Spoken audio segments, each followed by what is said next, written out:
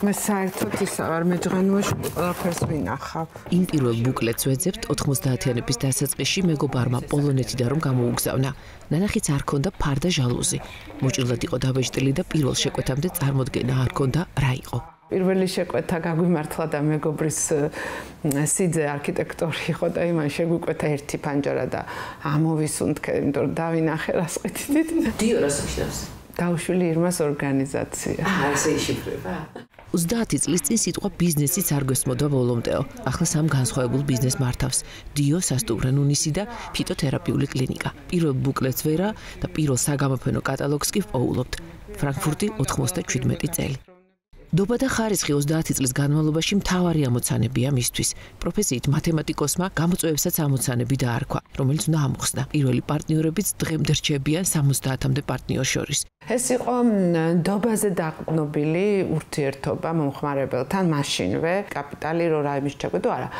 ვიღებდით შეკვეთებს და ავანსის მეშვეობით ჩამოქონდა ისინი რაღაც პატარა დროით ავანსად გვატანდნენ, როგორც კი შესრულდებოდა, რეალურად პირნათლად ვასრულებდით ჩვენ შეკვეთას და ეცით რო ვიხსენებ ის პერიოდია, როდესაც ბანკებმა ძალიან ბევრი მოატყვეს და რეალურად ბიზნესი აიწყო, ძალიან ბევრი ბიზნესი აიწყო ტყუილზე და ჩვენთვის ალბათ ეს ოჯახიდან წარმოუდგენელი იყო ვინმესგან თეთრი ამეღო და ის არ შემესრულებინა ისე როგორც შევპირდი ნებისმიერ აი ასეთ კრიზისს და სირთულეს მე ალბათ პროფესიიდან გამომდინარე უყურებ როგორც რთულ ამოცანას რომელსაც აუცილებლად აქვს ამოხსნა. ინტერვიუსთვის მზადება ასე დაიწყო. ასე დროს ყველაზე საინტერესო კადრს მიღმა ითქმება ხოლმე. დიოს ისტორია ბევრჯერ მოგისმენიათ.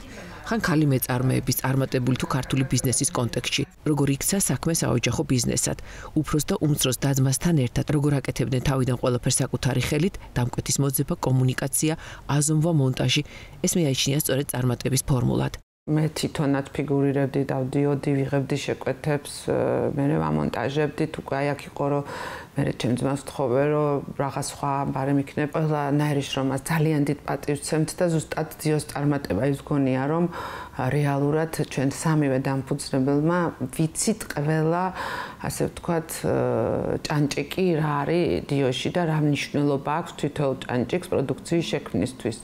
და ეს უფრო აძლიერებს და იმიტომაც არის ალბათ 30 წელი რომ ხარისხით შევინარჩუნეთ და არა მარტო ბიზნესი. ჩემი და ძირითადად არის ფინანსურ საკითხებს მართავს და ეს არის ძალიან მნიშვნელოვანი კომპანიისთვის. ჩემი ძმა პრაქტიკულად ალბათ ყველაფერს, რასაც ქვია ესეთი ოპერაციულ მართვაშიც კია ჩართული. ყველა რემონტი ვიცოდი, სად რა კეთდებოდა.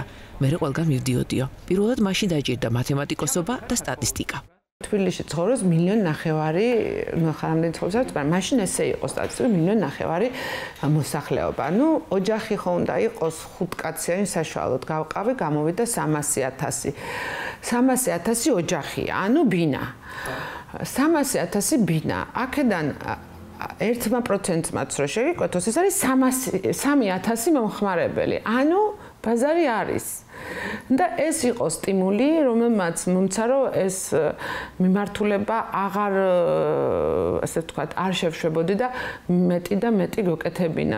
ასე გაჩნდა თბილისის დიდ თუ პატარა ოფისებში, საელჩოებში, სახლებსა და აგარაკებზე დიოს ჰორიზონტალური თუ ვერტიკალური ფარდა ჟალუზები და არაბები პერგოლები. მაშინდელ სამუშაო პირობებს და ლოჯისტიკას იხსენებს და ხვდება, რომ ბევრი მრავალგანტოლებიანი თუ მრავალუცნობიანი ამოცანა ამოხსნეს ერთად. კომპიუტერი ჯერ არ ქონდა, ეს მე შევიძინეთ, მაგრამ ფაქსის გასაგზავნად მივდიოდით ფოსტაში.